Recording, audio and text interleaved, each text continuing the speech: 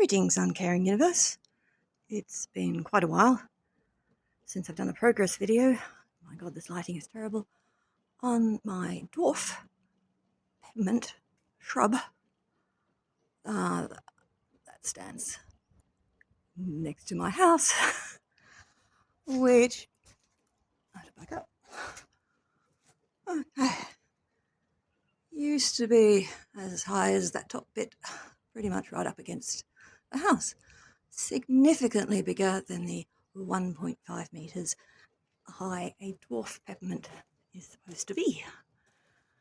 So over the years, it's been trimmed along the house, just sort of roughly, but it's generally been overgrown and one big mystery of green on the outside and a dark enclosing cave on the inside.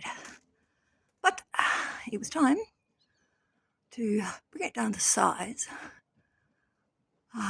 to cut to a level where I can just reach on tippy toes on top of a ladder with a power saw that I'm probably not going to be allowed to use ever again, and indulge in one of my hobbies and passions of creating and now encouraging in living form interesting twisty bits of wood.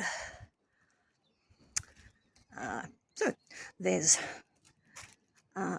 this was planted 20 odd years ago, thereabouts, and initially, here goes the lighting, initially trained to be balls on sticks, as admired from the Midland to Perth railway line, maybe Bassendean station, I don't know.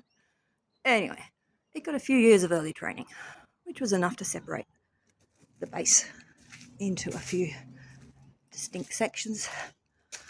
And then it went hell for leather, up and above, fighting for the sun, creating an impenetrable thatch. Sorry, I have to watch my step every now and then. An impenetrable thatch of dead stuff and leaves. Not much left to show. Previous photos, which would direct falling rain to the edge of the canopy where the roots were. So I have been trimming back shoots that are too close to the branches for comfort to expose the aforementioned interesting twisty bits of wood, and having to limit the height. But a lot of this little desperate plant's efforts to grow resulted in very, very long, scrawny, let's see if we can battle the sun,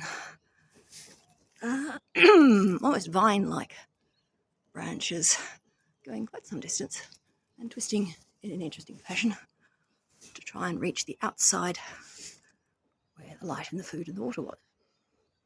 So, end of part one.